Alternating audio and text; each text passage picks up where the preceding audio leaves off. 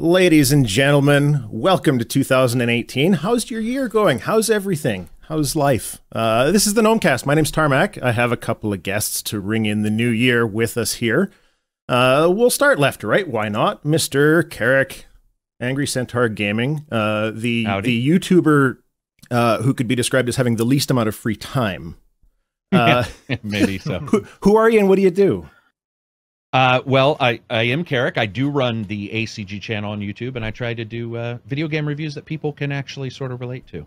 I do them a little bit less like a reviewer and a little bit more like if you and I were sitting down on a couch and talking about games. And that's it. That's it? That's all? That's it. That's Next all. up, that's all. We'll go with RiggedForEpic. So Rig does some reviews as well. He's got a site, RiggedForEpic.com, and plays far more games than I can get to in a year. Again, same deal. Who are you and what do you do? What makes you tick? Hi guys. Yeah, great to be on the podcast. My name's Genefix. That's how I'm known in the gaming world. I set up a website called RiggedForEpic about 2 years ago. Deals with pretty much all PC games, although Zelda's making me very jealous at the moment. I wish I did a console website as well. From the north of England, as you can tell, because of the lighting, we can't afford real lighting here, so that's why it's very dark here. But yeah, I'm really enjoying it. It started off as a pet project, and it's kind of developed into more of a big thing now. So yeah, I'm really enjoying it. Excellent. Rodda comes in from the patron crowd, but also is responsible for this ridiculous and amazingly cute little gnome image. I had to put that up there because it's hilarious. We've been using it. There's sort of a grayscale one that's one of the emotes. I just haven't gotten around to putting the color one in. So I love it. Rodda, who are you? What do you do? How's it going? Hi, Rodda. I just lurk on the Discord, the occasional passive-aggressive comment. And I'm a freelance artist. That's about it. Fair enough. So normally, after we get through our little bit of introductions and whatnot, I kind of like to chat about the games folks have been playing because, of course, that's what every podcast does. But not everybody. You end up talking about a lot of games that just came out, or things along those lines. I like to hear a little bit about what people are playing that is not necessarily new as well. What are the games that you keep going back to, and some of that kind of stuff. Because of course, 2018 we don't have any new games yet, really. None of consequence, which I know bothers Carrick quite a bit. People should be releasing games throughout the the early months because it a bit of a dry spell. So just for giggles, go back to Rodda. So what games are you playing right now that really have you excited, that are just you can't, for whatever reason, you can't stop playing them? Well, I've only really played 2 games recently, and that's Overwatch because I can't leave ever. I'm trapped. That's also because all my friends are there, so that's what we do. None of us are terribly that good at it, and I take it a bit too seriously sometimes than they do, but we all have fun. And the other game that I've been playing is Hive Swap by What Pumpkin Studios. It's a little point-and-click adventure game with turn-based combat. It's based off of it takes place in the same universe as a webcomic called Homestuck, and I was been completely obsessed with Homestuck for years and years and years now. So the game is like slowly taking over my life. Was that one that came out of the Humble Monthly? I think it might have. Yeah, I think it was on sale with one of the Humble bundles. Fair enough. So when I get obsessed about stuff, I'm on and off playing it and coming up with my own art for it and stuff like that. I made a character for it, and I've gotten to the point where I've designed a house and started drawing the interior of that. I have no artistic skill whatsoever, so none of that would work in my world. I still, Overwatch is still installed on my computer. I hate it so much, and then I will go back and I'll play a match or two. Like there's something about it. I don't know. Blizzard has this psychological cocaine shenanigans going on in everything that they do, and Hearthstone too. Stop at any time, I swear. Oh yeah, I can totally, exactly, right. Hearthstone, they release these sort of solo dungeon runs, and I've been having a blast with it again. Everything else about the game, I want to avoid as much as possible. Rigged, what are you playing? Well, I was on Netflix the other night and I bumped into Fury Road, the new Mad Max film. And I watched it all, and it made me realize Carrick did a walk in the walk on it. Yes. And I just it's the real urge to get back into the game. So I reinstalled it yesterday, and absolutely loving it. And I'm noticing all the details Carrick mentioned in his walk in the walk as well. It's a beautiful game. And then I bought my son a Switch for Christmas. Mm-hmm. So when he goes to bed at night, I've been straight back downstairs on Zelda, playing Zelda. Which means you bought yourself a Switch for Christmas.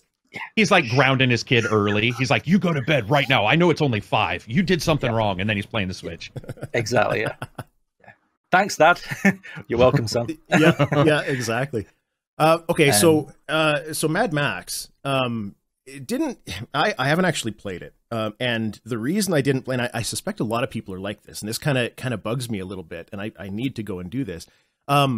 There was this narrative out there that the car stuff was so good, and the hand-to-hand on foot combat was maybe not bad, but the perception was out there that was a terrible part of the game. Like, that seemed to be the general perception, was that the car stuff was so great, but as soon as you get out of the car, it's a crappy game.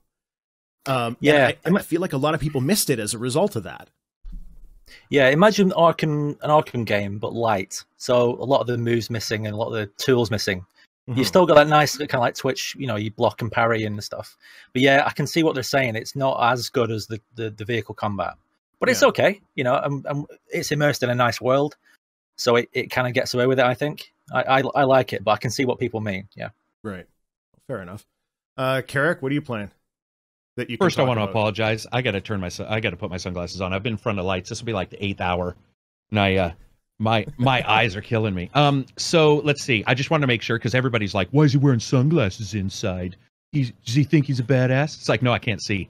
I just want to be cool, man. Yeah, exactly. Bono, here I am.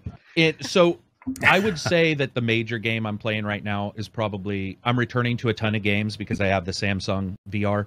So I did a ton of Star Trek, and just, man, absolutely having a blast in that game. They got the voice commands, so you can play by yourself, play with others, what have you. And then funny enough, I am doing what Rigged is doing. I did the walk in the walk for Mad Max, and I thought I would never play it again. And because I'd spent so much time in it. And then a developer from the company, it emailed, and we started talking about some of the stuff I saw, and I was like, well, I'm going to go in there and I'm going to play for a second, and I'm going to see what he's talking about. And then the next thing I knew, there was like an additional 60 hours on Mad Max. And so I've been doing that as well. And just jumping VR games, that older ones that I didn't get a chance to check out, or that with the Vive or the Rift, I wasn't happy with the resolution, where with the Samsung Odyssey, it's like night and day. So I've been really enjoying going back. Yeah, we're gonna hit that topic a bit later too, which should be very interesting. I've been doing a bunch of the same. I played as much as I could of the Sea of Thieves alpha, and the alpha's over, and there's an NDA and all of that kind of good stuff. So specifics you can't really talk about, but it was a fun game. Like, I'm really looking forward to it. I just don't know what it's going to be. That's the kind of thing that bothers me about it a little bit. Like, it, sailing around on a ship by yourself is quite fun, and it would be a blast with other people too. But where's the gameplay? What do you, they have these maps that you can go around and try and hunt for treasure, and you got to find, where the cross on the map is, of course, right? Very basic sort of stuff. But outside of that, where's the long-term gameplay on it? Yeah. I've been doing a bit of VR stuff. So with the Vive, I picked up Bridge Crew and have been playing a bunch of that, which is, it's great. It is just a fun, ridiculous game. I haven't played with anybody else. It's all been solo with the AI.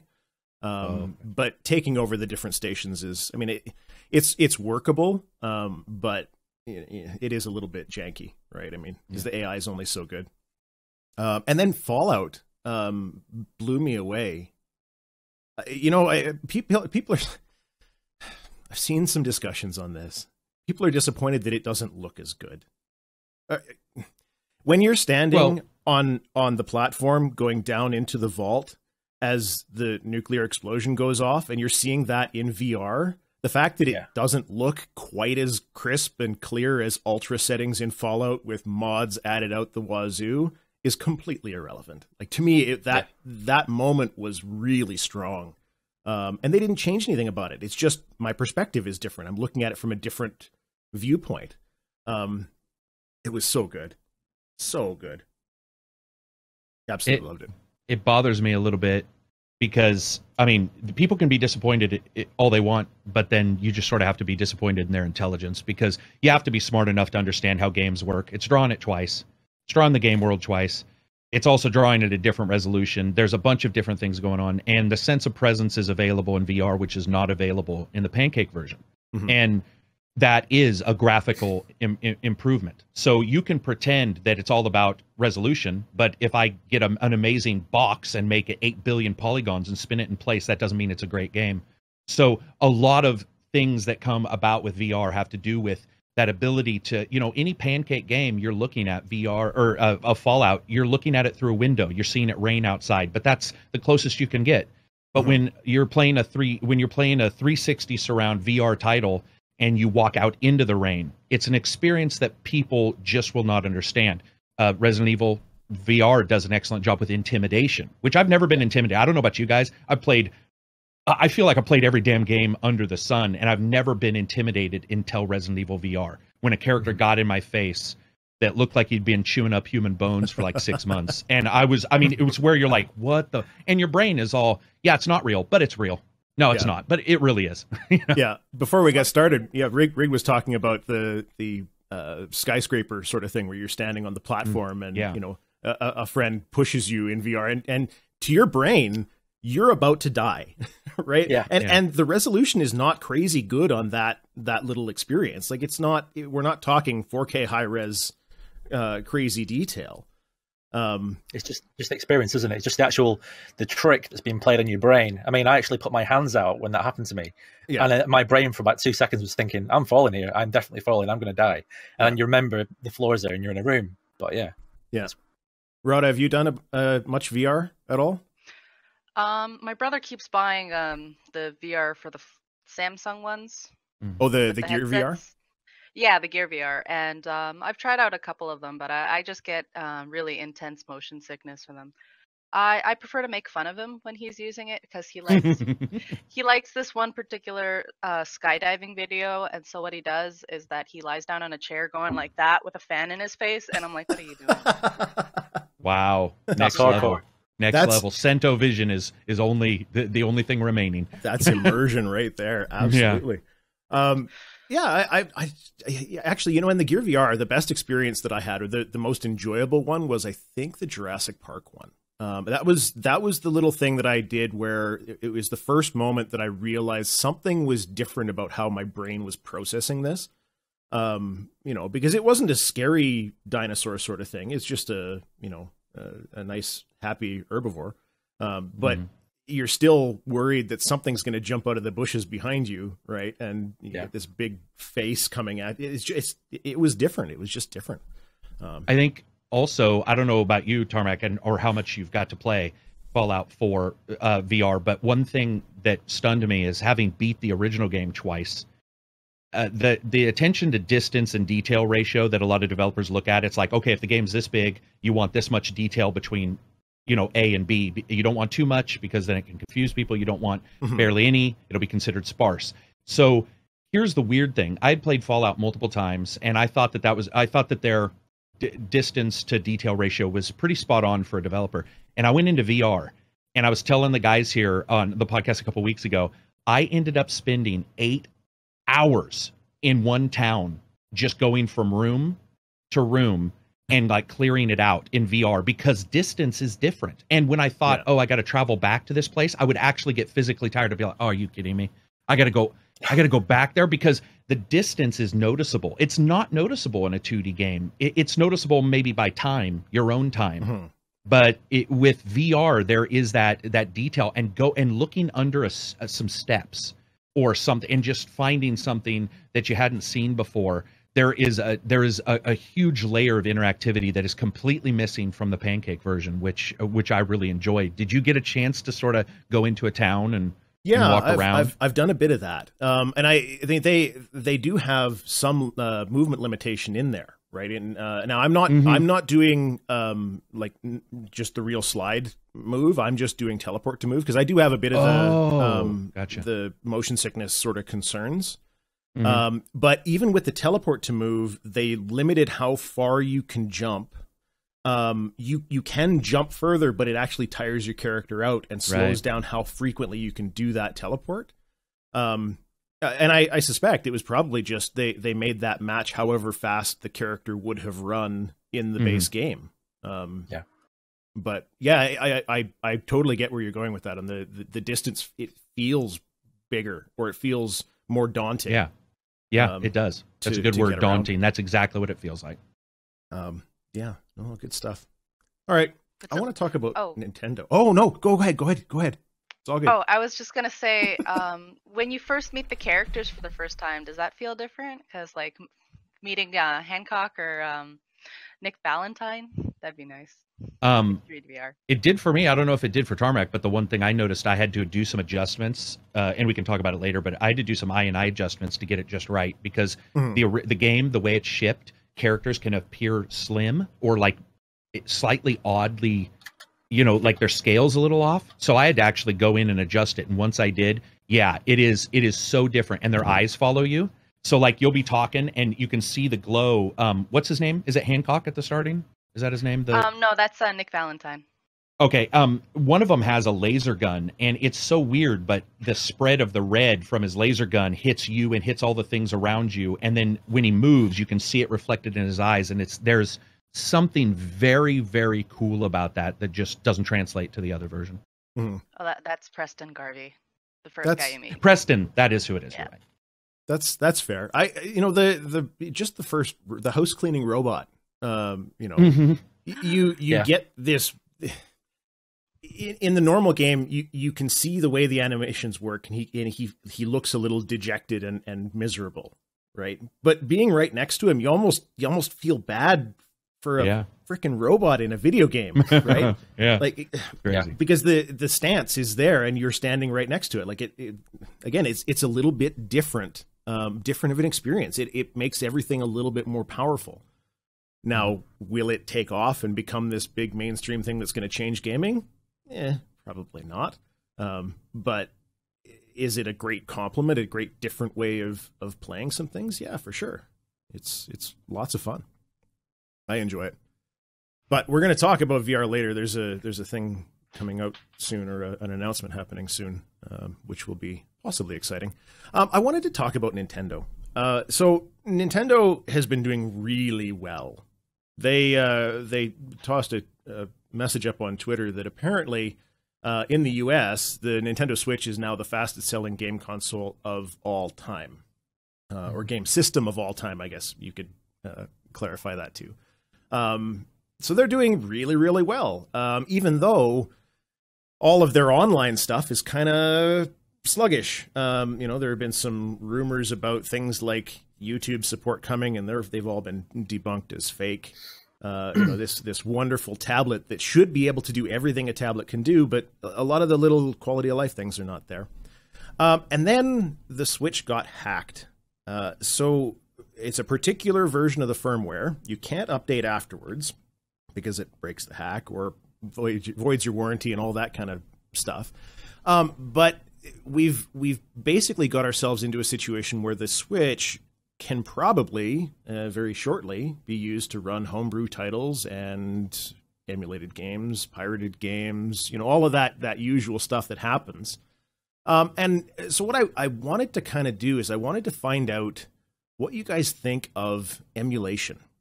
What you guys think of what Nintendo's doing. They have created a system that is their own hardware, just like they do every time. They've become so successful with these system seller games that are so good, people are buying a Switch for just one game, and Nintendo has like 4 or 5, 6 different games of that caliber. What do you think about the people that are not happy about buying that thing? They want to play Breath of the Wild on their PC. They want to, they don't want to play on Nintendo's turf, but they still want to play the games. Any opening sort of thoughts on that kind of stuff? I think the problem with hacking systems is it runs a very fine line between that and you can run into piracy quite easily. So I'm totally against piracy because it damages the industry. Anything damages the industry is bad. So that's my line really. I've never really had a system that's been jailbreaked or I think they call it homebrew. Is it homebrew kit they call it? Mm-hmm. So yeah, I've never really tried it myself, but I'm not for it. I'm not a big fan. No, Rodda? Well, I actually regularly jailbreak and do that for my phones. For my phones, I don't have a console system that does that. But I mean, you were talking about how the online selection for Nintendo is so sparse, and you have all these ROMs and emulators online, and it's like those things are serving those things are there because there's an underserved market, and Nintendo could totally just put ROMs of all their own old games on the Switch. It'd be so easy, but they don't. Mm-hmm. And honestly, I usually jailbreak things because I want to have features on it that it doesn't offer, or that it has like bloatware or something on it that's slowing down. And I like to have the option of fixing things myself. Yeah. But at the same time, I'm also kind of wary. I don't really do it a lot because I don't know if it breaks and I can't get help, then that's kind of a bad thing. Yeah, the old bricked phone kind of thing and all of that sort of stuff. No, that's totally fair. So the ROM thing, I want to come back to that for old ROMs because there's some weird rules about it, but at the same time, I think you're totally right. Like it's such a weird focus that they've moved away from that sort of thing, or they haven't really embraced it. Carrick, emulation, are you a fan or not?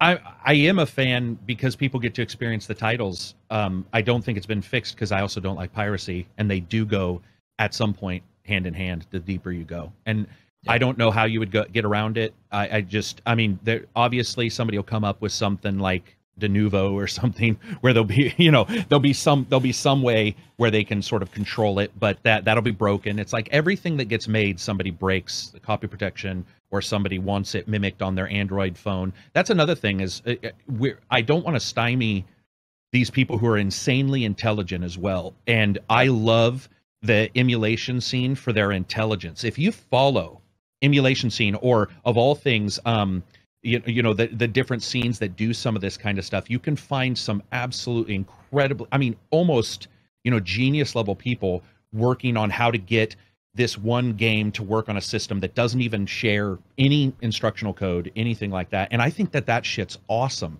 But I don't like the fact I don't care if a company's doing well. I know a lot of people have some moral quandary or some moral line where they draw a line in the sand. They're like, that company's doing so well, I can pirate from them. That to me that's a problem with that person. That is a really weird way of saying things. Yeah. To me, it's more about like getting those IPs to people. I don't know anything about the old IPs for Nintendo. I think that it's I think it's the worst idea ever that they haven't released their, virtual console kind of stuff. I think that the problem with Nintendo is they have made so much money and they continue to make money every sale. Their consoles always make money day one. I think that they just don't react at all the way anybody expects.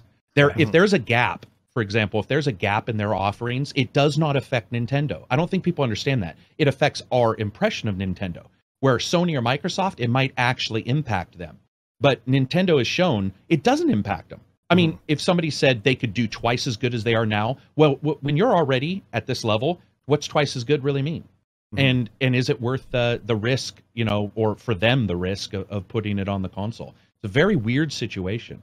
But I want to make sure the developers get what they're due, especially on some of these games where they are classics. They don't have microtransactions. put your money where your mouth is and buy the fucking game. If you want to emulate it on your PC, that's fine. Go buy a Switch version as well or something. Like, I just think that they deserve it. They're working hard and they're making impressive art that'll be around for years. And I think that that's worth rewarding them. Supporting the original releases and the developers is always very important, especially if you want to see more stuff from them.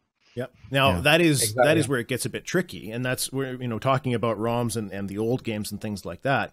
Nintendo has the rights to the majority of what you would consider system sellers for all of their past consoles, right? I mean, all of the Mario games, all of the Zelda, Metroid, that kind of stuff. Getting the rights for Pokemon games going forward would be very easy because they have that connection with the Pokemon company, and all of that. You run into some weird licensing concerns, though, where the original publishing agreement for Xanadu on the Nintendo Entertainment System, you know, the question of who owns the rights to that game, because the publishing agreement very likely didn't say this system and all future systems, you know, rights given to Nintendo to do this.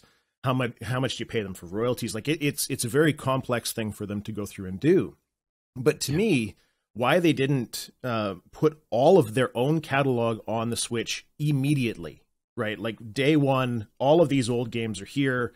And here's your, you know, $5, $10 a month Netflix subscription that gets you access to all of those games. And as long as you're paying it, you can keep playing them. Like that, to me, that was kind of a no-brainer. But they even, the one ROM that they did put on the eShop that got found out, where they were using a community ripped ROM. It's just, it's as though they don't really understand how that community works.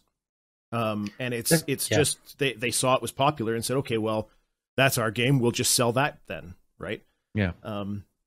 It's just unfortunate. I don't know. I feel like it could be so more robust than it is. And if there's an official version, an official way of getting all of those things, like Simu is one that's really interesting. That's where you talk about the like incredibly bright people. These guys are ridiculous, right? They've got, it's a Wii U emulator that is at the point where it's running Breath of the Wild on PC in 4K 60 frames a second.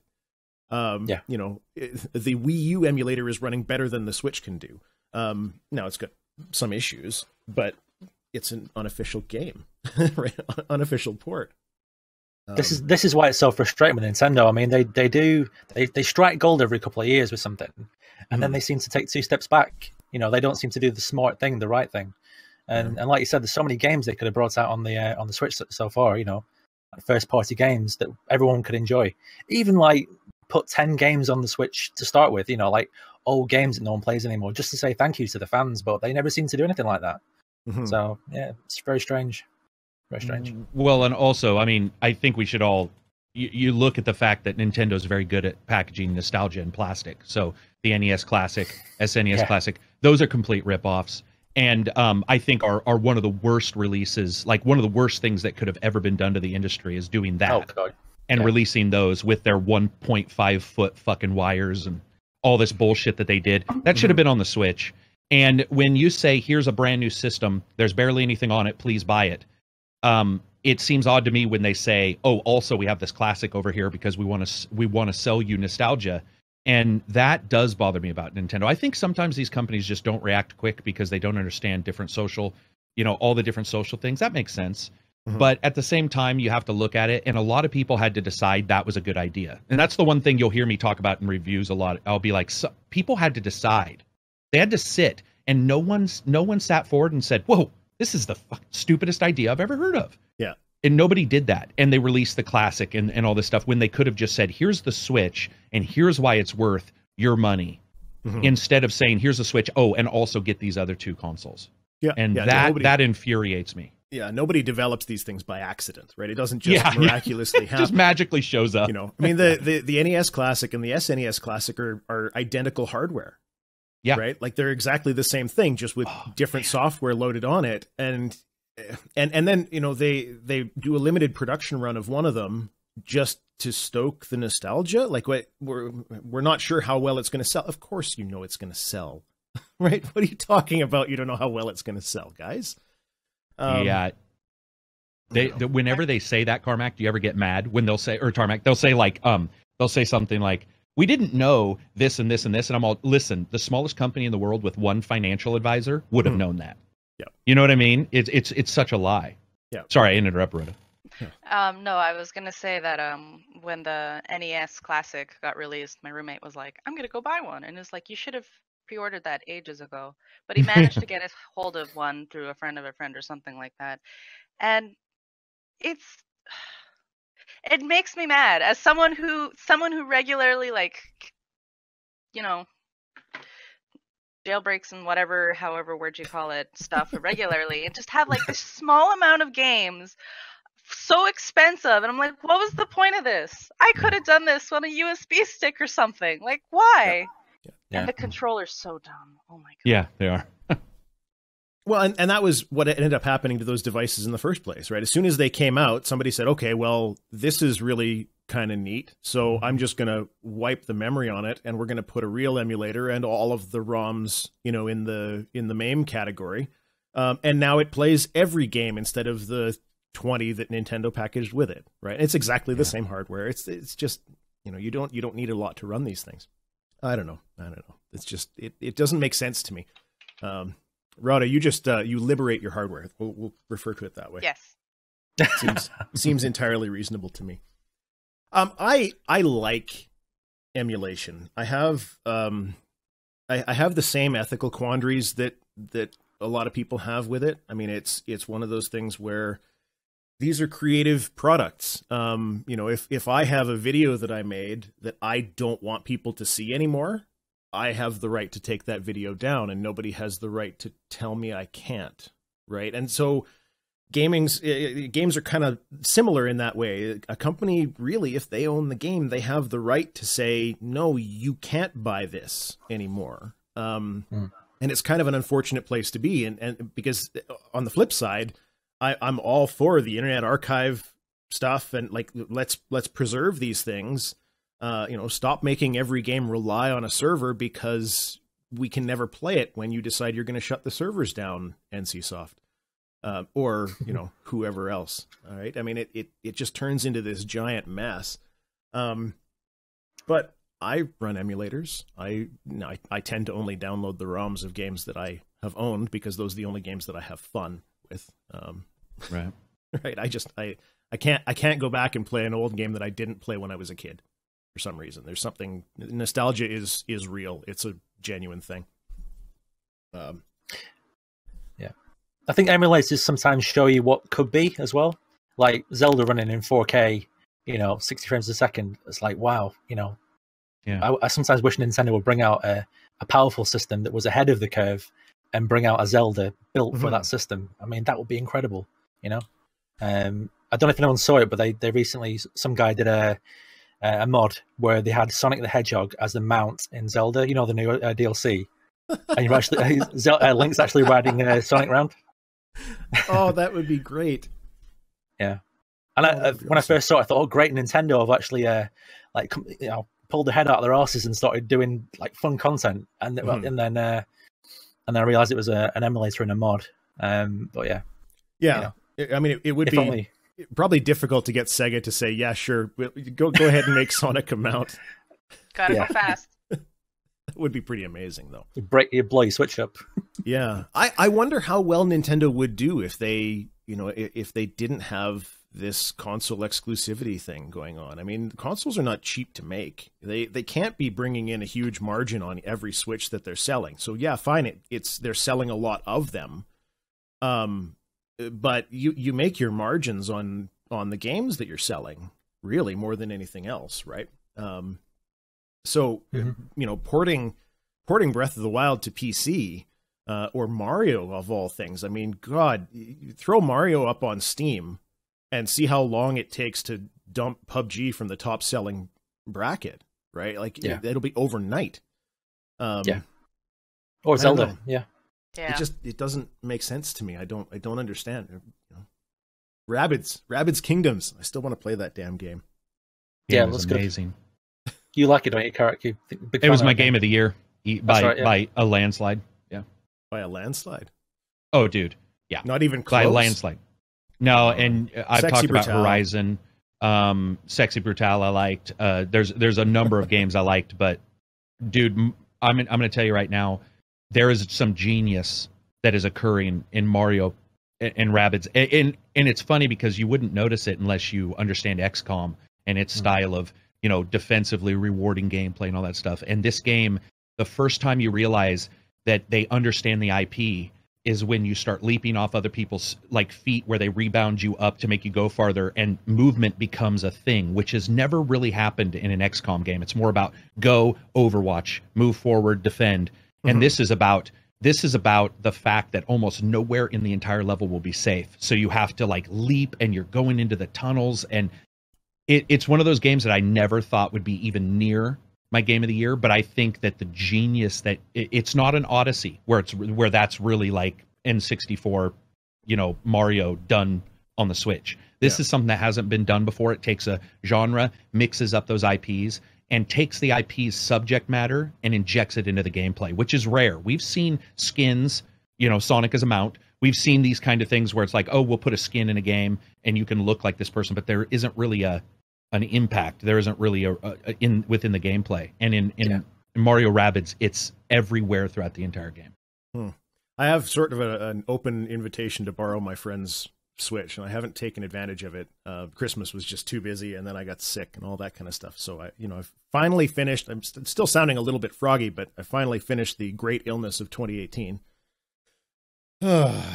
Fingers crossed, and so on. But yeah, I mean, I want to play Breath of the Wild so bad. I want to play Odyssey so bad. Mario Rabbids so bad. Like these are just.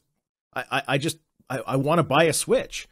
But I still have that part in the back of my brain that says, why do I need to be limited because you didn't want to build a powerful piece of hardware, right? Why I have a computer that could play this, and it would look so amazing, more so than playing on the Switch, broadcasting HDMI to a TV.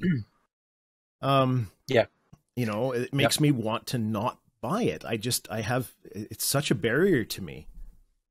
That's what held me back as well.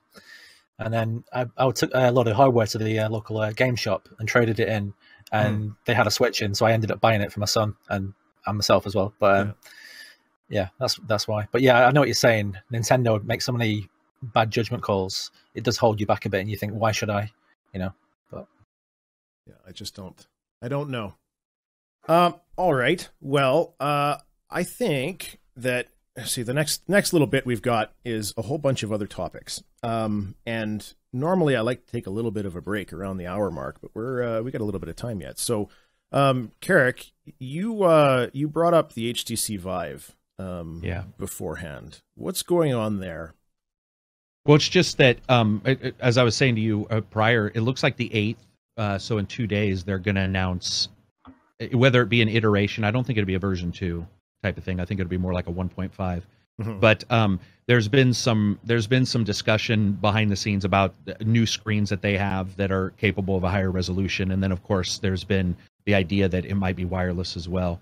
So when I talk about VR, a lot of times I do believe that like the Odyssey, you know, higher resolution does matter. And I think for me there was this moment where I saw high resolution and suddenly my brain was like, oh, okay, it looks clear enough now.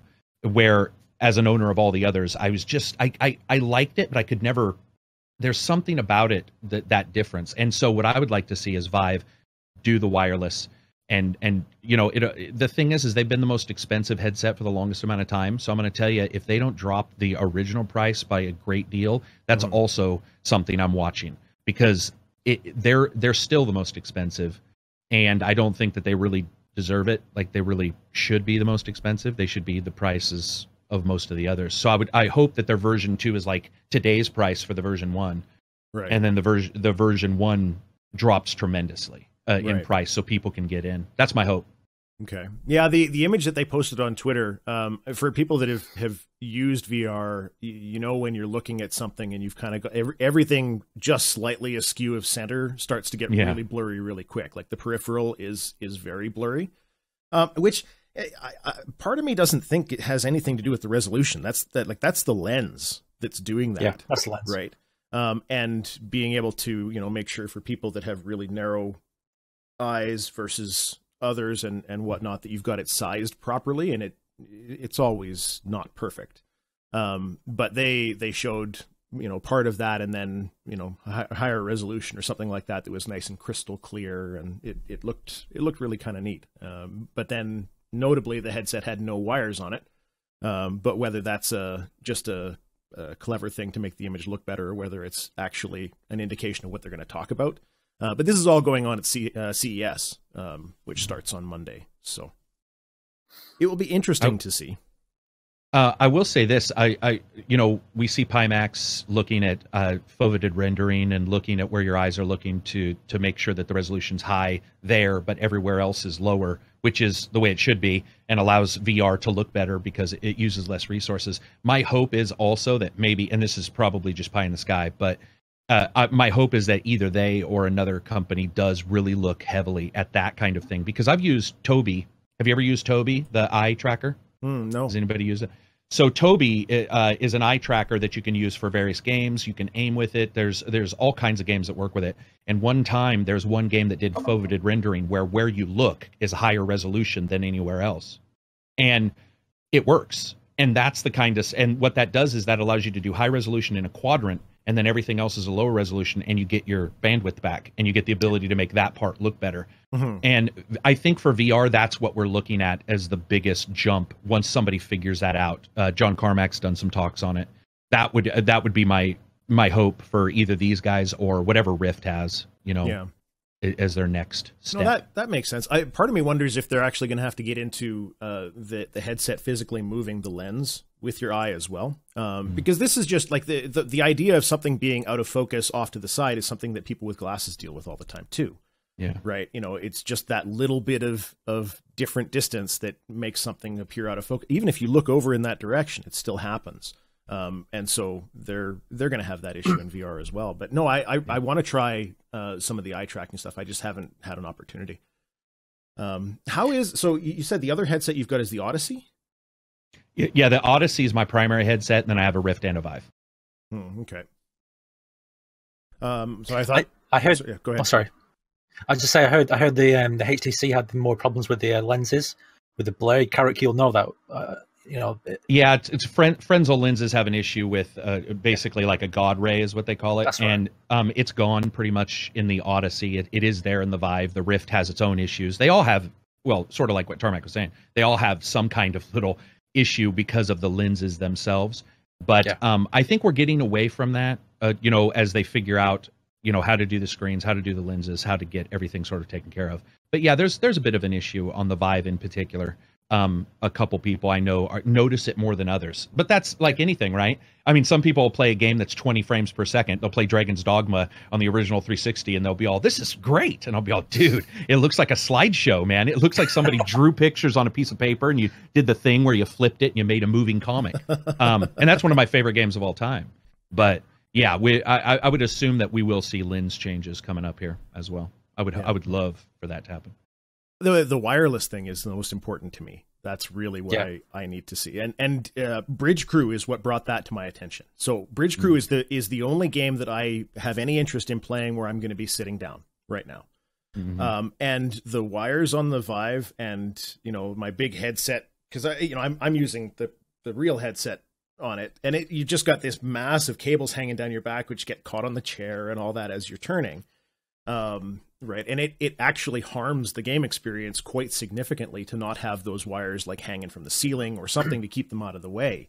If they release a wireless headset, that will give a premium price tag, a bit of justification, I would think. Yeah. I was saying to Carrot before the show started, that was the major flaw for me, was the wire at the back. It brings you out of the experience so much that, yeah. I think if they bring out a wireless version, it'll be a day one purchase for me, definitely. Yeah. Yeah. Yeah. Any plans to buy VR, Rodda? So you brought up the thing about the lens. When I was using my brother's VR, that I kept seeing like lights on the side and unfocusing here because my glasses were interfering with the headset, and I actually have the same problem when I go to the movies and watch 3D because I have to put the glasses over top of my glasses. So I have to try out the 3D, the VR stuff because my glasses just get in the way, and I'm not going to take them off to play. Yeah. No, that makes sense. You have to be okay at seeing close range to be able to dump the glasses for VR, which is really too bad. You use contacts? Can you use contacts with VR? I don't enjoy poking my eyes. Why not? I love it. Yeah. I just haven't gotten to the habit, you know. I've been meaning to, but no, contacts are no.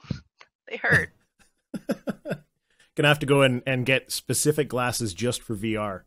That you know, they don't stick out too far or anything like that.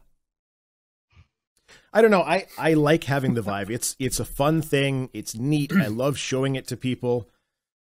I still have a hard time recommending anybody buy it. It's too expensive. It's too much. There's not enough stuff for it. I mean, to me, VR is going to be successful when somebody goes out and spends an awful lot of money designing experiences for people, right? The games aren't going to do it. The porn might do it. Like that's what made VHS win against Betamax, right? That's what grew the internet as fast as it did. That's what made phone screens as big as they are as soon as people realized they could do that. But no, it's the experiences that'll make it. It's the front row seats at the Super Bowl or the Metallica concert, or you know, those sorts of things that people just can't do anywhere else. That's what's going to make VR work, I think. But they have to get the price down. It has to be, you know, $200, $300 for a high res headset. I think we're a couple of generations away from that. Oh yeah. I don't know. Any other thoughts on the VR stuff and HTC's prospective announcement tomorrow? Not tomorrow, 2 days from now? No? Yeah. All right. Sounds like a good time to take a break. We will be back in about 7-8 minutes, give or take. Don't go anywhere. Enjoy a little bit of music. Are you cold, Rodda? And Yes. we're back. Rodda's got some tea. Had to go get some tea. It's very important. She's layering up too. She's got Yeah. layers on. Like, Oh, that's no good. It's no good. Is it cold? My apartment's Where, always hang on. cold. Where were you? You said you're in northern Canada, but where's northern Canada for you? Toronto.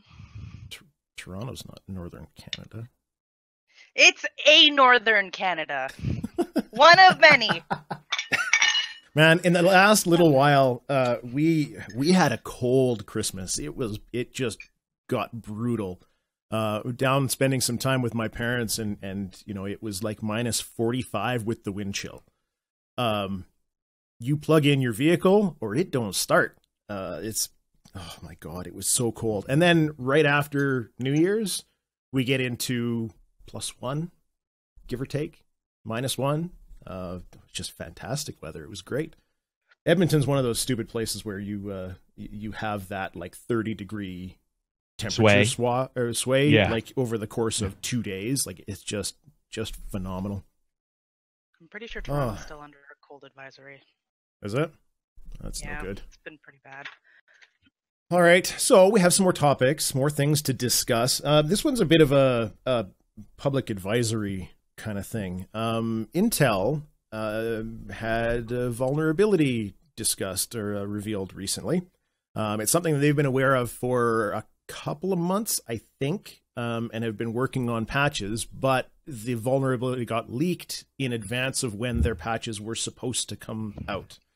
And basically, this is a CPU vulnerability if you have an Intel CPU, it affects you. If you have an Intel CPU that is, you know, back as far as like, you know, 386, 486, maybe not, but basically everything in the last 10, 15 years is subject to this. Enterprise market, consumer market, everything. So the vulnerability is called Meltdown. Most of the major operating systems have patched it. So make sure that you're updating your OS and all of that. But basically what it does is it allows software on the machine to access memory in the CPU that it's not supposed to be able to access. So it can pull passwords in real time. It can pull down encryption keys. Like there's a lot of crazy nonsense that's going on. And it affects lots of machines out there. Now, there's a second one as well called Spectre that is not yet patched and may never be patched, which affects basically all CPUs out there, but it's substantially more difficult to exploit. You're not going to see a lot of script kiddies running around and breaking this one. But I wanted to make sure that I talk about it at least a little bit to let people know, you go patch your shit, folks. This one's pretty bad. But as far as a gaming connection goes, the unfortunate part about the patches is that it also affects game performance. People are seeing 5-6 frames per second drops after the patches were done. And it also really affects cloud service providers, which is basically where all of your online game services are hosted. Epic made a post about the stability of Fortnite over the last little while. As soon as they patched their stuff up, they were seeing, in some cases, double CPU usage. This one's bad. Like this may be the worst thing to hit Intel pretty much ever. And just after their CEO sold $24 million in stock. Fancy that, eh? They've already got 3 class action lawsuits, haven't they, against them? I haven't seen that, but I wouldn't be surprised. One's for the one's for the actual loss of value. One is for the actual loss of performance, and one is for the potential data loss, from being hacked. Mm-hmm. So yeah, this one's a scary one. Carrick, you look like you have something to say. Well, I'm not. I mean, we're lawsuit happy as fuck. Like, I'm not 100% sure. I mean, you can look back at something that was 15 years ago or whatever when it originally was created, and look at what they did, and then say now it's just a bug. It's like, is it a bug, or is it because we have all these other systems for hacking, and then somebody figured out a way to do things? It's page isolation, so it's only going to affect some games. It's not going to affect others. Mm-hmm. It affected, obviously, Fortnite twice as much as I think anybody expected. PUBG reported some weird little issues. But it's like, let's sue somebody for the assumption of a loss of data. Bothers me a little bit. I mean, there is a point where you look at the architecture that was built and say, okay, at the time, you couldn't even test for these problems. Like the actual testing bed wasn't powerful enough to test for these. No one knew to even look for these. Do you just go back and sue them? And I'm not 100% sure I believe in instant litigation like that. I mean, that sort of bothers me a little bit. Loss of value, everything loses value. I mean, it sucks. It sucks. But you know what? I'm more interested in, does Intel and AMD both look at this as okay, we got to punch up performance. And we got to, because let's be honest, how long have we been buying CPUs where they're like, this is the new version of the CPU, but it's really the old version with like 10% improvements? Yeah. It would be nice if Intel finally says, whoa, shit, we need to get off our duff and release a new, CPU that is like, ultra powerful. I would love to see that for gamers. That's more important to me than. Yeah. I think the big question comes into how long did they know? Really is how long have they been aware of this issue, and how long have they been milking the performance increase that came as a result of it, right? I don't know. It worries me a little bit because AMD, I mean, they have something similar that all processors are subject to, but AMD's kind of been behind the ball all the time forever. Right, even when Threadripper came out, it was not. It was great, but it just didn't quite beat the Intel stuff at the time. Right, in most benchmarks. So I don't know. I wonder how long Intel's had the market lead, if they knew about this without being necessarily honest about it. It's kind of a Volkswagen scenario. Yeah. Sorry, go ahead. I was kind of wondering how they noticed these 2 bugs in the first place. If it's in every computer and whatnot, how do you notice something like that? So the way that the processor manufacturers and a lot of hardware manufacturers and software manufacturers actually work is that they offer bug bounties.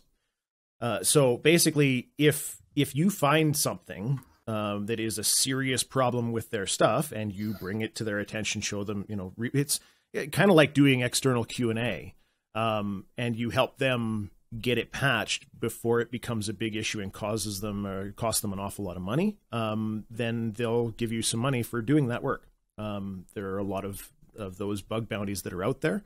And then there are also the gray hat, black hat hackers that exploit something. Somebody realizes they've been hacked, and then they start hunting for how did that person get in a lot of ways. So it's unfortunate, but it's just the way it goes, I guess. Nexon is grumpy. Nexon's the publisher of Lawbreakers. This I laughed. This just it hurt me. It hurt me deep. They were doing an interview with Eurogamer, and they said that the reason Lawbreakers wasn't successful was because of PlayerUnknown's Battlegrounds being too successful. No. What do you think of that, guys? It's bullshit. Diversion of blame right there. Bit of salty, I think. Lawbreakers failed for numerous reasons, but it wasn't PUBG that scuppered it. I mean, it released at the wrong time for a start, didn't it? I think it released when people were going back to school and college. Mm-hmm. So, people are busy. You had Destiny 2 around the corner. Not the best time to release. And it was a good game. It was, it's some fun to be had, but at the end of the day, it was a very mediocre game in some ways. Nothing to stand out about it. So it's one of them, isn't it? People prefer Overwatch and things like that. Yeah. I think I only saw news about Lawbreaker like once, and when I saw it, it looked like it kind of looked to me like Red Faction 2 multiplayer, but kind of boring. But kind of boring. Red Faction was very good, but I just didn't. It just looks so generic to me that I just wasn't interested. Oh yeah, and didn't Overwatch come out around that time as well? So I'm not sure. Overwatch had been out for a little bit. Yeah. By the time Lawbreakers hit, it's a stunning. It's kind of like the PUBG publisher. Was it Bluehole being all grumpy that Fortnite was getting successful because they used the name PlayerUnknown's Battlegrounds in a marketing document, saying that they really liked the battle royale genre, and we're gonna blame somebody else for our failure. Carrick, you played Lawbreakers, didn't you? Yeah. To me, Lawbreakers had one major issue that you don't see reported a lot because they've fixed a little bit of it, but it had one of the worst tutorials you've ever experienced in your life. And what happened was it didn't do a good job of alerting gamers to why they should even play the title. Yeah. Or alerting gamers to what's different about the title. And there's a lot of people who are reporting the issue with the tutorial on various forums, but it didn't get a lot of traction. But then in Discord a couple times, whenever anybody mentions it, I'm telling you, that is the very first comment you always see is somebody's like, it didn't tell you how to do some stuff. Mm-hmm. Had issues there. And then I think that sometimes the linchpin of the communication, whoever is communicating, can cause a little bit of a sour note. And I think that while I like Cliff a lot, and I think he's awesome for the community, I think that occasionally the way he came across caused people to sort of think twice about it. And I think that that's what we see all the time, with a certain vocal, whoever's in charge, some people like the way they talk, some don't. And I think that some of the things Cliff said, I remember seeing people be like, what the fuck? Like, why is he saying, like, he comes off as a jerk, whatever. Yeah. And in this day and age, when games are so good, like an Overwatch, you have to not have that. It's not necessarily always about the inclusion of every element in your title that makes success. It's sometimes like, is it just easy to slide into? And if you have, the main person sort of pissing people off, and then you have various little things in the background. Remember, they switched back and forth from free to play to a purchasable title. Yep. They had all these issues, and that breeds communication problems with gamers. And they just look at something and say, you know what? I'm not going to mess with this. We're in a current age where everybody says, the first thing anybody says is, I'm going to wait for a Humble Bundle, or I'm going to wait till it's on sale, or I'm going to wait for this. If everybody is waiting, then you got to make sure your shit is pretty much perfect on the way up to your release. And it wasn't for them. And get a PR agent. Yeah, get a very good PR agent who understands social media. Because he came across quite cocky, didn't he, Cliff? I mean, he's a good guy, but yeah, he came across as a bit too brazen. And he almost sold the game as like not for casuals, for these pro players out there who play all the time, and it's not for you casuals. I think if you start saying stuff like that about your game, you know, let the casuals look at it and decide for themselves. Don't be telling people they can't play it. It's too hard for them. You're going to turn people off straight away. And that's a terrible attitude to have, because do you know what a hardcore gamer is? A casual gamer at some point in their past. That's how gamers enter into the market. And we see a lot of fans celebrate, you know, games that are difficult for people to get into, and are like, I love it that you can't play it. And it's like, well, you're dumb. That's legitimately one of the worst ideas to have for an industry, is to say, you just can't even enter. No, you're just not smart enough. You're just not good enough. Yeah. And I think that Cliff's attitude could have been more along the lines of, our skill curve is such that casuals can get in and bind to it and understand it, but that the next level, you know, that premier level of player will be the ones who really understand shooters. And it was not, you know, as Rodda said, it was, they needed a PR agent really bad. Cliff is an interesting one. He is. He's very. I don't have as high an opinion of him as you do. To me, Cliffy B strikes me as he's like all of the YouTubers that got famous and huge and made millions of dollars before they were 23. Like he's one of those types where he got too spoiled too quickly. His ego ballooned out of control. Like John Romero was another one that he went down the same road, right? Romero and Tarmack are totally different people. You know, Romero just went down that road of, I'm bigger than life, right? And he still plays that character now. So a lot of it was Cliff being Cliff, as he does. I think the biggest issue with Lawbreakers, honestly, was that the player couldn't. I see where you're going on the tutorial. You're absolutely correct, because it was basically just links to YouTube videos, right? Yeah. I mean, this is not how you do a tutorial and show people how to play a game. It is awesome in a bad way. It's so bad. No, so, okay, you load up Overwatch, and you load into a game, and even if you have no idea what each of those characters does, you can tell them apart instantly. You don't have to know anything about Overwatch, and you know exactly that this character is totally different than that one. And Lawbreakers didn't do that. Lawbreakers, you look at them from, again, from a distance in Overwatch, you can see Roadhog is different than Mercy. You can see those things. And even from my perspective playing it, I'm not a great shooter, but I couldn't tell the difference between what the characters were until I got close. And then when you're close, the action is too fast, everything's moving too quickly, and that makes it even harder to really understand what's going on. I think that probably hurt them quite a lot. But the idea that PUBG was in any way responsible is a little bit beyond ridiculous. It's sour grapes, isn't it? You know, I mean, you've always got a game out there that's doing really well at any time, aren't you? You know, you can blame any game for that. It just happened to be PUBG at that time. But they are different games as well. Like, I mean, I know they're both shooters, but, you know. Yeah, it wasn't PUBG. It was the game. No. Now, I mean, there is something to be said for a successful game cannibalizing other games that come out. Like one of the things that I've been concerned about for a long time is this idea of a mega game or a forever game that people will play, where, you know, somebody that is relatively young, doesn't have a lot of money, they only have enough money to buy 1 or 2 games a year. And so they buy that one game and then spend all the rest of their money on microtransactions, because they got to get their money's worth out of that game. They're going to be playing it all year long. And so PUBG is a game kind of like that, where somebody will buy that game, and this is the only game they're going to play for the next 6 months, 8 months, a year, which does mean they didn't buy another game. But you can't use that in a blame game of that's why they didn't buy my game, because, you know, that's always going to be there. It just worries me a little bit in the industry long term, whether things like Battlefront and stuff like that are actually hurting indies because people are only buying one game and then spending all their money on all of those lovely loot boxes.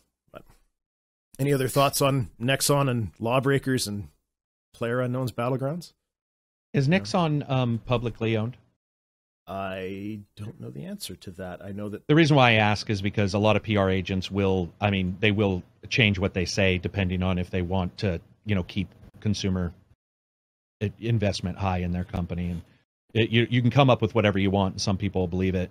So I don't know if that was that, discussion, that thing they said was based purely around keeping investors understanding that they didn't just like drop the ball or make them believe that.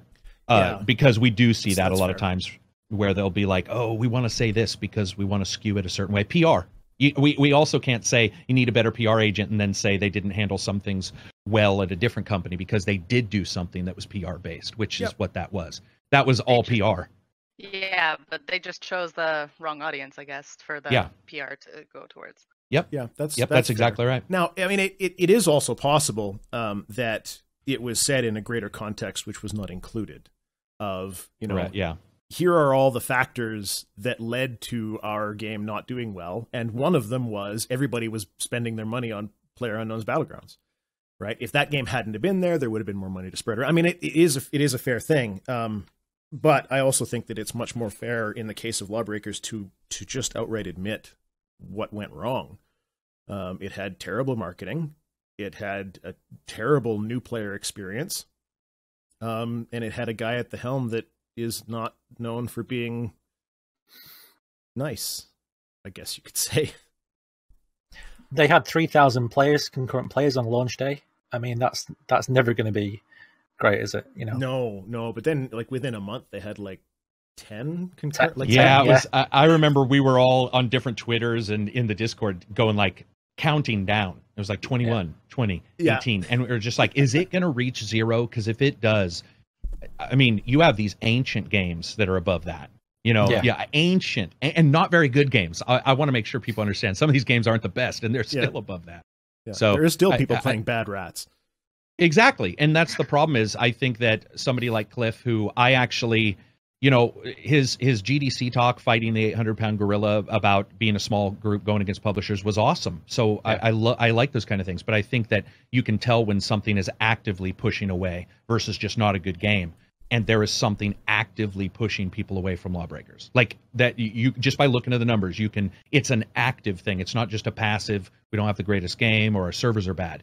It's where you can tell just by looking at the numbers that bouncing in is not as easy, whether it be morally, emotionally because of the person who says anything, or just because the game has bad tutorials. There's things pushing people out of it. And it's sad too, because it's not a terrible game. That's the thing that saddens me, is like it's not actually a terrible game. It's just had some terrible times. Yep. It's good that you mentioned going against publishers. I like that. That's a good segue into Platinum.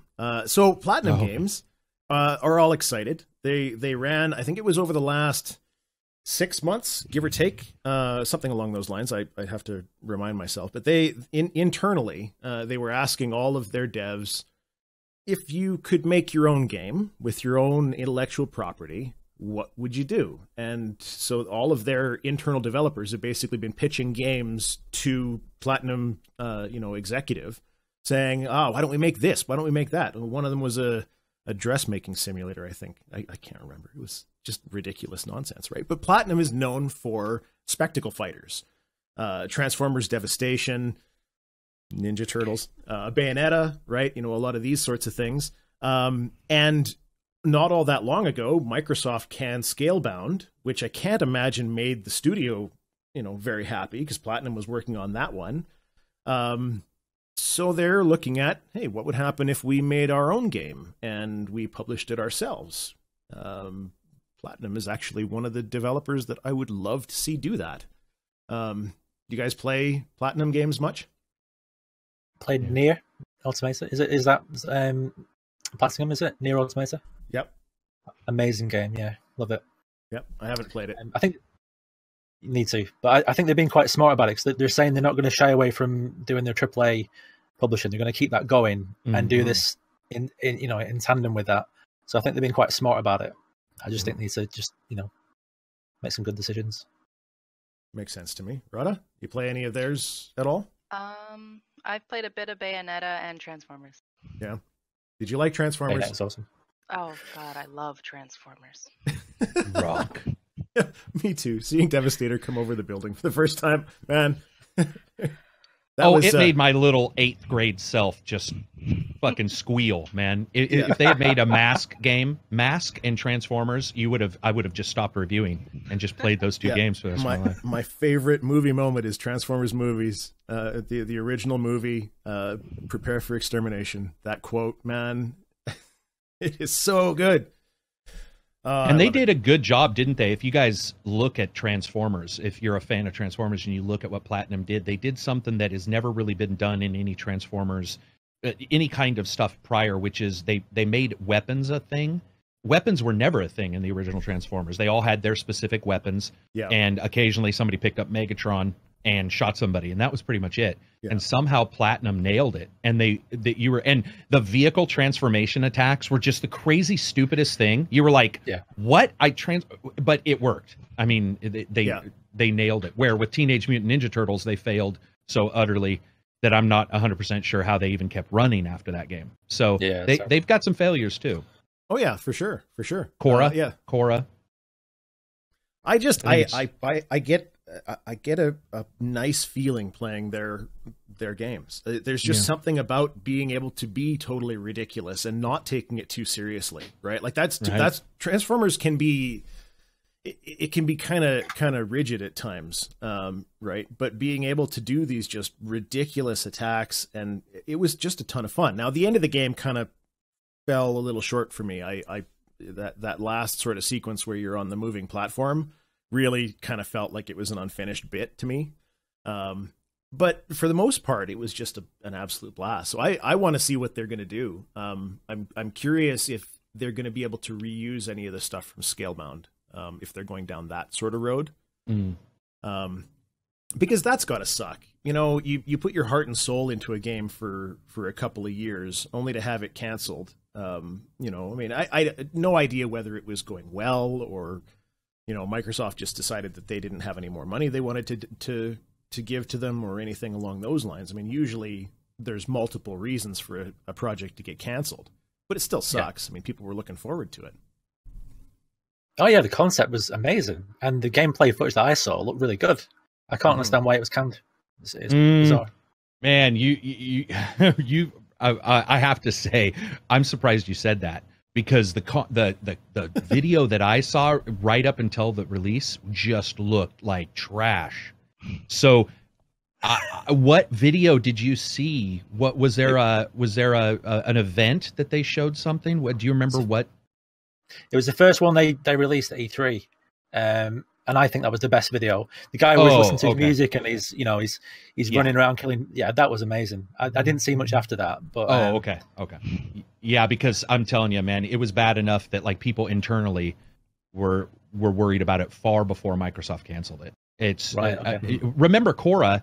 You know, Platinum does have failures under its belt, and sometimes their B team. I joked about it with Teenage Mutant Ninja Turtles. That game was like their Q team. Whoever worked on that title was like their testers or something, and who had no training in actual development. I mean, the game is trash, and so I think Scalebound, whoever was working on it, it just didn't come together, which is fine. You know, that happens.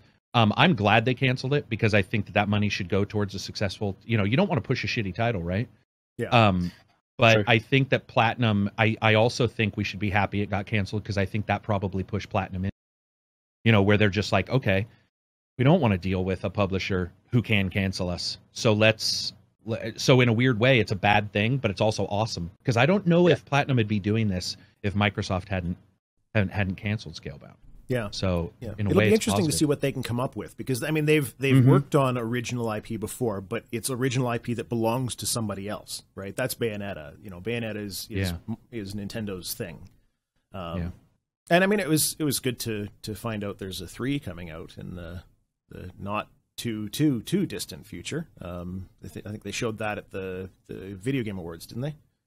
Just a little teaser for it. Little snippet. Yeah, Reggie coming up on stage and being all. You didn't think I'd come here for no reason. I mean, come on, I got to hawk something. I didn't think I saw that. Yeah. Oh, really? No. Yeah, they showed 1 and 2, and then a little snippet of 3. Yeah, It's about 10 seconds long, but it's worth you know. Yeah, there weren't any real announcements there. no, I would not mind seeing another or 3 Transformer games from Yeah. them. Me too. Oh yeah, no more Transformers games. That'd be brilliant. You know what? Not My Michael hope. Bay related. No. No, not Michael Bay. No, That's no, not no. Transformers. That's giant No. robots that flip around and do shit. So Yeah. you know what would be awesome too is Thundercats. Like I was like, Oh, what yeah. would you know? I would kill for some Thunder. old cartoon stuff, and those are based on action. You know, I think that could be done. So I'm assuming they probably won't do that for their own IP, but that would be. I would be all over that. So good. Yeah. Yeah, dude. There's a lot of those Thundercats. old cartoons that would Man. it would be very cool. Do the same thing with Voltron. Yep. Voltron is good, yeah. That would be amazing. Absolutely amazing. Okay, so moving on. There's not a lot of news, right? I mean, it's the beginning of the year. Christmas just happened. Everybody's getting over being sick and all of that kind of stuff. Not an awful lot has been happening over the last little while. But we do have a new year, and there are games coming out this year, and there are maybe some predictions that folks want to make for the upcoming year. So, what are you looking forward to, Carrick? What in 2018? What are you expecting that's likely to be good? What are you looking forward to? For sure, Kingdom Come Deliverance. Just because that was one of the first games I ever covered even on the channel, and what they want to do and their sort of ideas about detail to distance and how their world is created versus like a Skyrim, where you go into a Skyrim, there's 1,000 icons, and it's like you just entered the biggest candy store in the world. Where Kingdom Come's a little bit more discreet in some of its offerings. So I'm excited to see that game and how it looks on today's technology. The TIs and these better graphics cards and stuff. I'm really excited to see that. Right. But that's when relatively soon, isn't it? It is. It's February. Yeah. And when it comes to the year, I'll admit I'm not as hot on almost anything else like a lot of people are, whether it be Monster Hunter. I would say 2018 for me right now, just looking out, I'm not excited about much other than Kingdom Come. It doesn't mean I won't like it. It just means nothing's got my imagination going. I got to check that out. Yeah. Okay. I looked a little bit at Deliverance, and I hadn't realized it was like I thought it was a little bit more like Medieval, or Chivalry rather. I thought it was more of a combat sim than a game in the Skyrim kind of vein. So that's interesting. It's like a middle ground, I guess, if you want to describe. You know what I mean? It's like not as vast, but it's more detailed up, and its world just looks insane. Yeah, like it's just that'll be fun to just walk around in. Yeah, I remember seeing a little bit of like Siege related sort of gameplay and some of that kind of stuff, and it does look really good. They're kind of getting into Uncanny Valley territory on some of the stuff, though. Yeah, it worries me a little bit. So you not really keen on much else that's coming in the next year? I mean, unless these guys say something that pops in, that reminds me. But no, like it's been. And I think also a lot of games that a lot of people are saying 2018, I've already 100% assumed will be delayed. So I think a lot of the games that, somebody's, it'll definitely be in 2000. I'm like, Red Dead, a lot of these titles, it's just like, not 100% sure we're going to see this. And will the CPU thing, will that legitimately cause some of these people to say, we need to wait and see what our performance is? Because the thing is that doesn't affect just a server. It could affect if your game has a lot of issues with IO calls and stuff like that. You could have a problem with that as well. So it's like, well, a lot of these guys say, hey, our performance dumped. If your performance dumped 20%, let's say, that's a lot. Yeah, it would be a time where you got, what do we do? Yeah, do we wait? Reoptimize everything, right? Yeah. So I think I wouldn't say jaded, but I'm just a little bit detached from 2018 so far. Fair enough. Rigged? How long have we got? Go for it. Let's see. You're allowed Metro to be excited. Exodus. That's totally okay. Yeah. Definitely, I'm a big fan of the Metro games, 2033. Yeah. So Exodus is looking pretty damn good. Ori and the Will and the Wisps. Big Ori fan. Right. Okay. Let's see. The new Spider-Man game on PS4 that's got me interested. That I didn't expect that to look as fun as it does. No, Spider-Man games are they're kind of neat and they're kind of janky most of the time, and this one kind of looks like it's missing the jank. Which actually looks good. Yeah. I saw a video. Some of the links of it were pretty cool. Yeah. Let's see what else. Oh, Vampire. That's looking pretty damn good. Which one? I'm not familiar That's with that. Focus Interactive. It's like a RPG, right? So that's right. You're a vampire. Oh, okay. I have to take. It's spelled VAMPYR. Oh, of course. Got to be edgy. Of course it is. Yeah. The Mountain Dew of vampire games, right? Yeah, exactly. Where you sparkle and everything. Yeah. Oh no.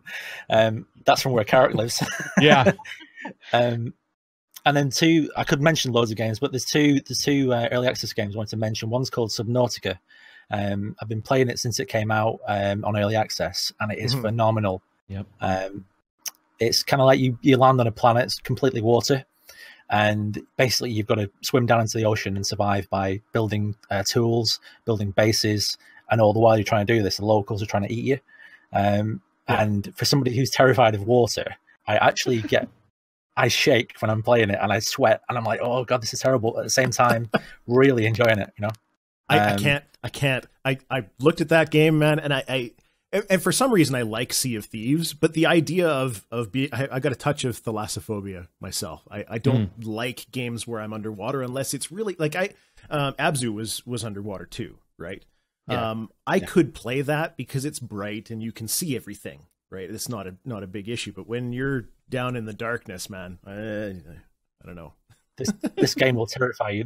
I won't tell you what it is, but basically you get to build a sub, and you go down this. It's called the Sea Moth, and you swim down, and you're going deeper and deeper, and the light's giving way, and it's completely dark, and this thing comes out of the dark at you, and grabs your actual sub, and starts shaking you around, and I shit myself. Well, not literally, but like I was properly scared. No, dibs out. That is not going to happen.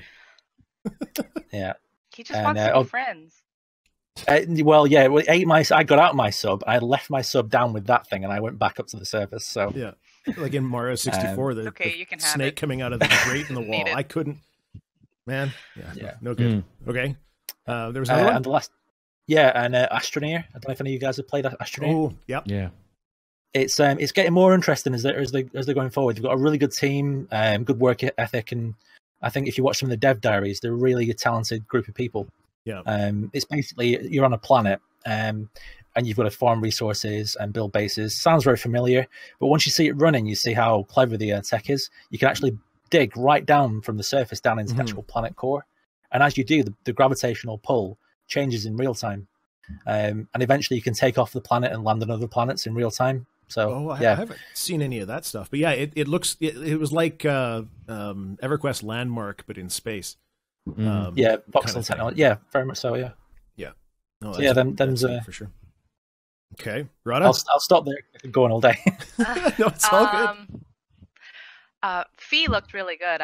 That's one I'm waiting for definitely. Yeah. I might even get that one that get released. And Hive Swap Act 2. It's released in the spring. Indeed.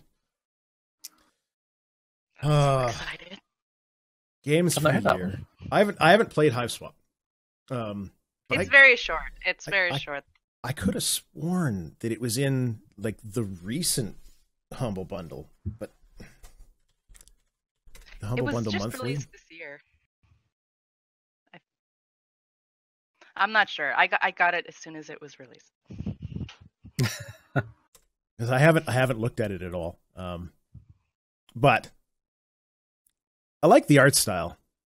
It is cutesy. The very, very, very cartoony, sort of point and click kind of stuff is. I have a soft spot for point and click adventure games myself. Monkey Island, Space Quest, all of that kind of stuff. So for the year, I'm excited for a few that I shouldn't be excited for because I know that they're going to be not what I want them to be.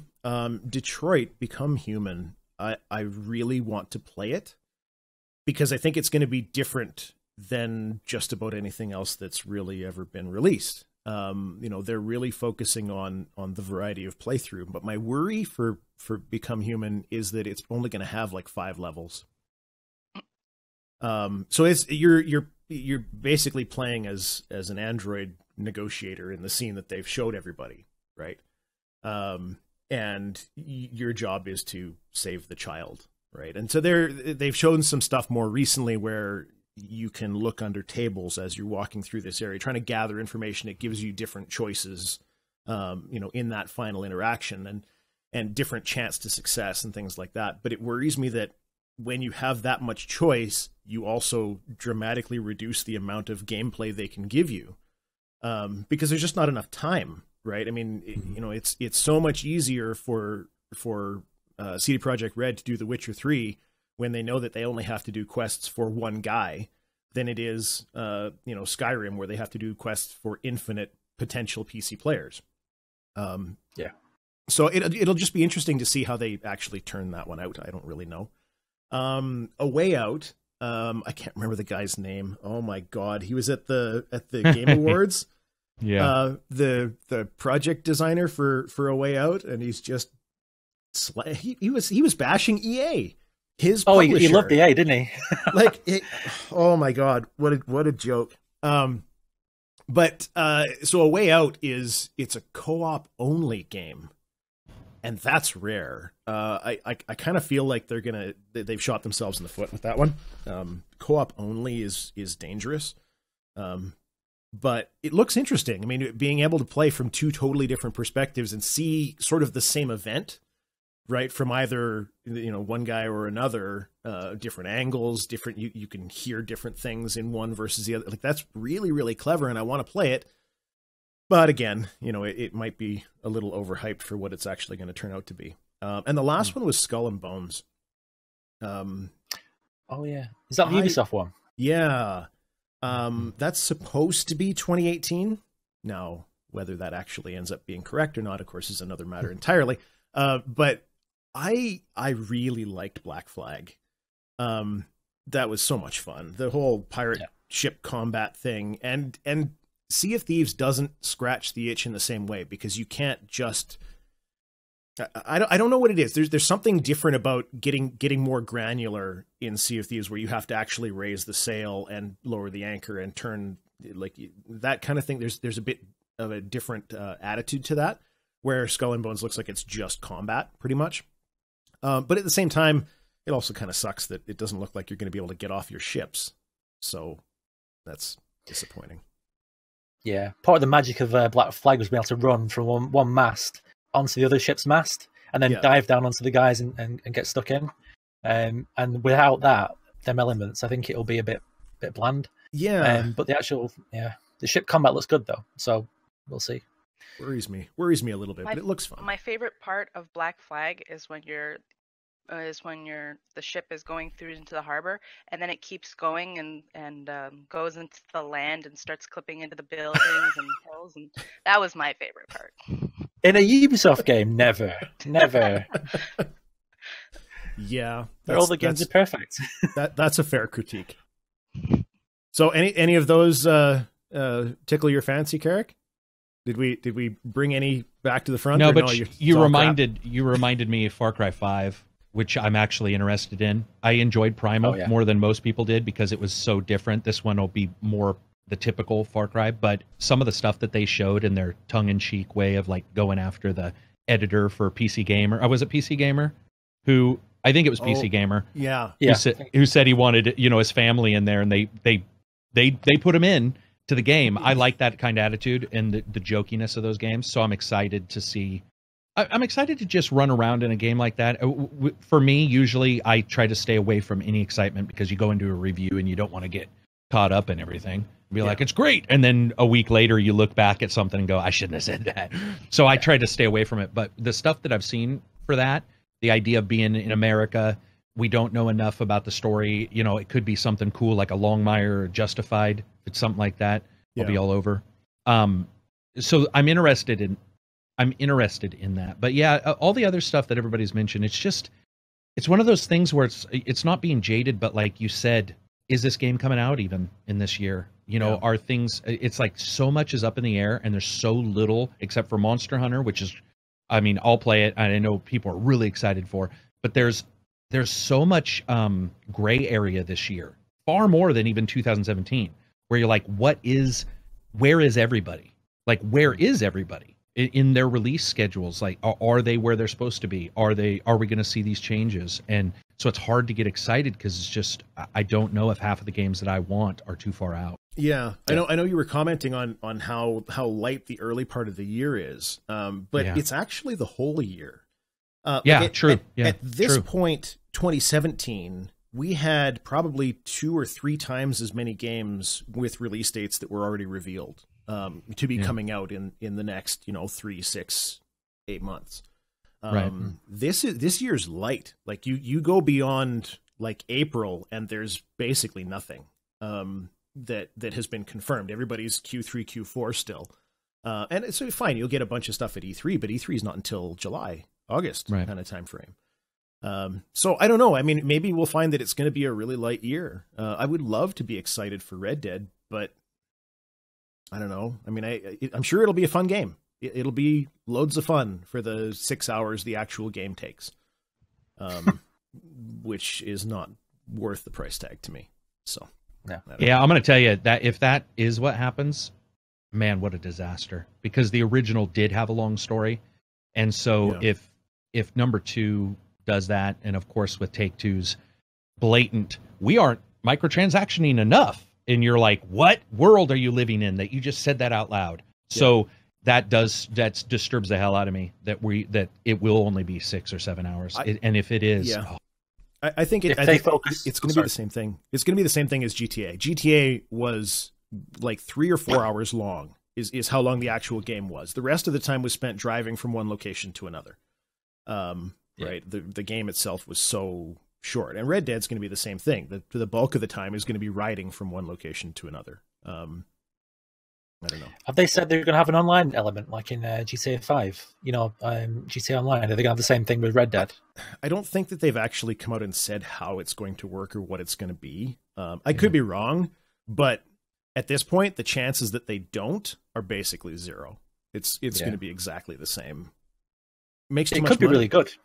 Yeah, it could be really good. But like Carrick said, they'll have the short cards or whatever they call them. We were coming up with like donkey cards. We don't know what they'll be, but it'll reflect that game world. But whenever they go out and say, whenever there's such a disconnect in reality, where somebody says we're not microtransactioning enough, yet we made like $18 billion and we're just buying yachts and sinking them because it's fun.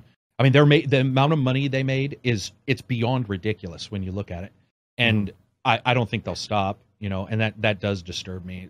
Like, will we get gang hideouts, let's say, in the multiplayer, and will you be buying different picket fences? Different version of fences will be like 20 cents, 40 cents per square foot or whatever. Yeah.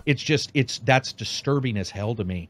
And I don't see them not doing that. I would like a long single player though, but we'll see. Yeah. Because it's not fun to do. But the base game will be fun. It'll absolutely, for whatever time it takes, it's going to be an amazing game because that Rockstar polishes their shit well. Yeah. Right. GTA was great for the time that you played it. I just don't have any interest in the online stuff afterwards. Okay, so on that kind of note, any other predictions for 2018? I mean, we saw some big loot box controversies. We've seen politics start to get involved in it. What do you think we're going to see out of 2018? Any big changes? Any big differences? Any studios going down? That kind of thing?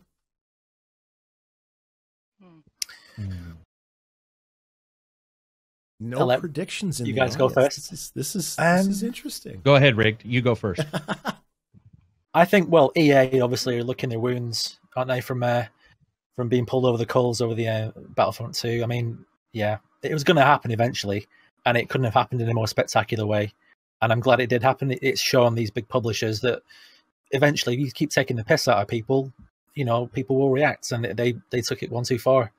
So I really hope that all the other publishers and big developers take note and see games as something to make good You know, be proud of it, and don't make it into a a transaction. It's not a transaction. Make good games, and the money will follow. You know, if that's all you're interested in. But make the games good, and don't take the piss out of people. That's what I hope for next year. Carrick? I don't really have any big predictions for, because I don't think 2018 is a game changer year. So I think 2017 was. So I do think we'll see a couple. I will say one thing. I think that we are going to see a number of companies try to buy off gamers by saying we don't have microtransactions. I've already seen, I think I saw 2 in December where their biggest PR announcement wasn't about the game at all. It was simply saying we won't have microtransactions, which to me means nothing, because that's not actually the subject matter of the title. Dauntless. So so I don't. I think we'll see that a lot. I think a lot of companies are going to be like, we won't have this and that. But I do assume at some point we're going to see the introduction of a non-platinum, non-ultimate version of a game being $70 or $80. And I do actually feel that this may be the year, whether it be, I don't think it'll be a Red Dead because their transaction version is different, but I just feel that some game, once we start seeing a good PR, whether it be 2018, something in the fall, where people are like, man, this game looks awesome, and them saying, okay, we're not doing microtransactions, but the game, we've elevated the price of the game. I'm not fighting for that or saying it's good. I'm saying I do believe that we are far past the point where that, I've been expecting that to happen for a while. Mm-hmm. And that to me seems like this might be the year where we see it. And that'll be the beginning of a long, long haul for a lot of us. Yeah, no, I agree there. Rodda, any thoughts on 2018?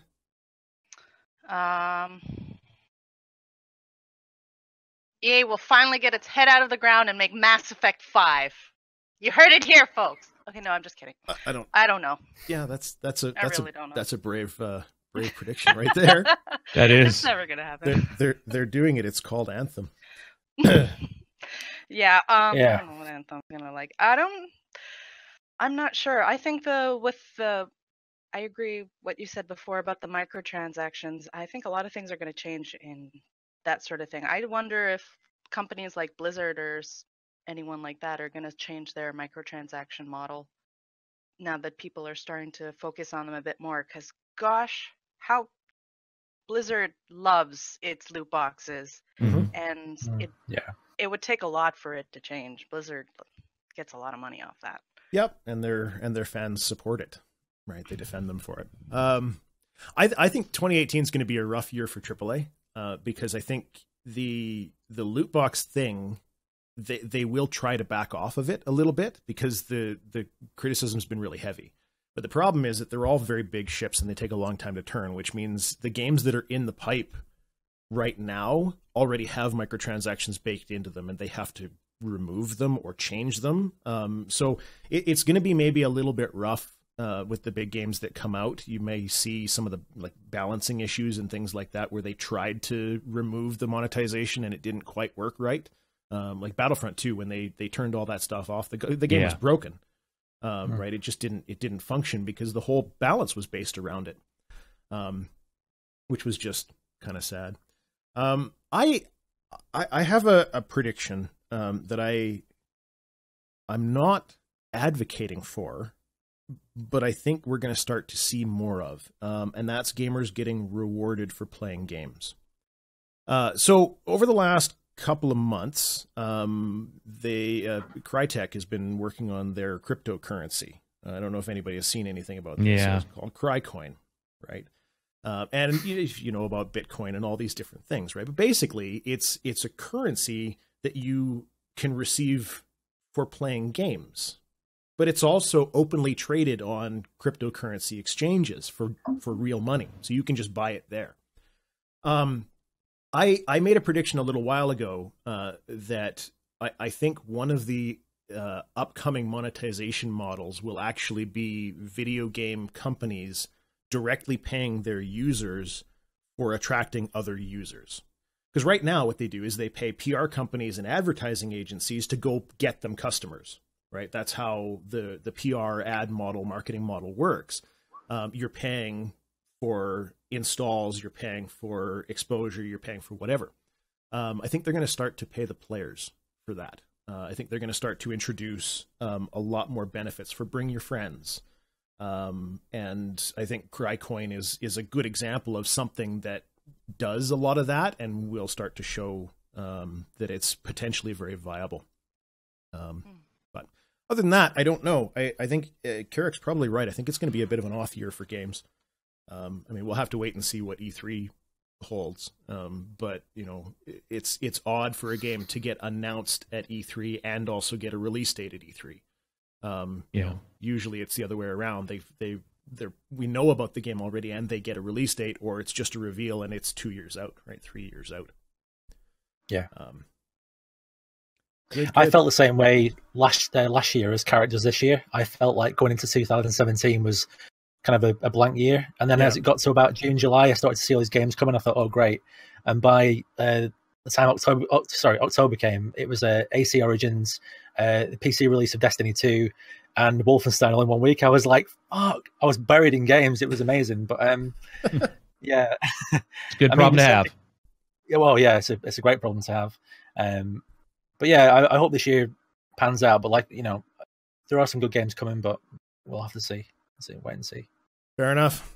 I think we're done. I think we're out. So let's run through everybody one last time. Where you are, what you do, and kind of what you're up to over the next little while. Sort of go ahead and shill your own stuff, or just chat about what you're going to be doing over the next little bit here. Rodda, you want to go? Got any more gnomes you're making? Absolutely. I have so many gnomes in production. You haven't released the ones I've given you, but there's even more. Well, you had that one you were saying is going to be at an art show. Oh yeah. Isn't that?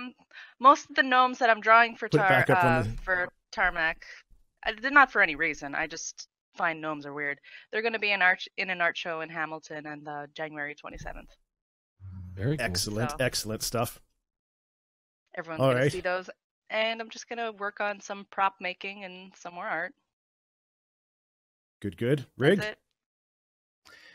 Yeah, I'm gonna have a quiet month in January. I don't think there's that much I'm going to look into. Maybe there's a couple of indies I might have a quick look at. I'm going to do my article on games I'm looking forward to in 2018, and that'll be up in a few days. But yeah, I'll be honest with you guys. I'm just going to play Zelda for this month, and then and start in February. That's basically my plan for January. Good plan. Yeah, and my main site is www.riggedforepic.com. That's where all my stuff is, and you can find me on Twitter at RiggedForEpic. Anything I do, I always pass it through Twitter. So yeah. Yeah, I've been keeping an eye on your stuff for a while now, and it is yet another person that embarrasses me for workflow and production of content, because I can't keep up. I want to do reviews, but I can't do it. You guys are machines. Yeah, I'm like Carrick. I don't sleep much, so that's my excuse. Yeah. So Carrick, what do you got coming up? I think I'm just going back to older stuff a little bit, like what Rig was saying, where it's like play something that's been out for a little while. So I'll be doing some reviews of Walking the Walk. I got Anthony Gruber, who's the voice of John Doe in the Batman Telltale games. Yeah, probably does the best version of the Joker that I've ever seen. I personally believe it's better than the movie Joker's anything. So I'm having him on the channel to do a voice acting, discussion. I like to do those kind of things. Well, I got a couple developers who are going to come on, but I think January is just dead. Like there's not, until Monster Hunter, it's just one of those ones. And going back and, like I said, revisiting and checking some of the games out that I used to like, and probably some indie titles. Some of these smaller, I love looking at Steam. It'll be like $1.99 for some title with some weird name, and I admit I love buying them, and I'll probably do some goofy reviews. There's one, I don't even want to say the game's name on the record because the name is bad, and I don't know how it got onto Steam, but it's going to be definitely my number one purchase right when we get done with this podcast, and try to figure out how to do a review without getting demonetized. So, and that's it. That's what I'll be doing with Tarmack all year, is fighting the demonetization monsters, at least for my channel. Indeed. Okay, well, I think that's pretty much what we've got for you. My name is Tarmack. Thank you very much for watching. It's been an absolute blast. Thank you to the guests for coming on and having some discussions with me. For myself, coming up on the channel, I will be starting XCOM 2 streaming again on Tuesday, and we'll have a news wrap-up tomorrow, and that's kind of about as far as I've gotten. So we'll have to see. I want to get some feedback loops back up and running and feature creep and all that kind of good stuff. But anyways, thank you very much for watching, and I hope you guys have a lovely, lovely day. Bye-bye. Peace out. Later. Take care. Bye-bye.